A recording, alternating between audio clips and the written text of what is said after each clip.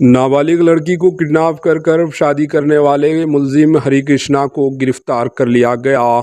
शहर के सुल्तान बाजार पुलिस ने लड़की को किडनैप करके पसंद की शादी करने वाले नौजवान को गिरफ्तार कर लिया। ज़िले नलगुंडा का रहने वाला हरिकृष्णा 30 साल जो इस माह की 11 तारीख को सुल्तान बाजार मेट्रो स्टेशन पर लड़की को किडनैप करके विजयवाड़ा ले गया और वहां हनुमान मंदिर में शादी करने वाला मुलजिम हरिकृष्णा ने इसे एक लॉज में ले जाकर इसकी असमतदारी की। लड़की के वालिदैन ने सुल्तान बाजार पुलिस स्टेशन में लड़की की गुमशुदगी की शिकायत दर्ज करवाई। पुलिस ने हरिकृष्णा 30 साल को गिरफ्तार कर लिया। Bureau report HN news.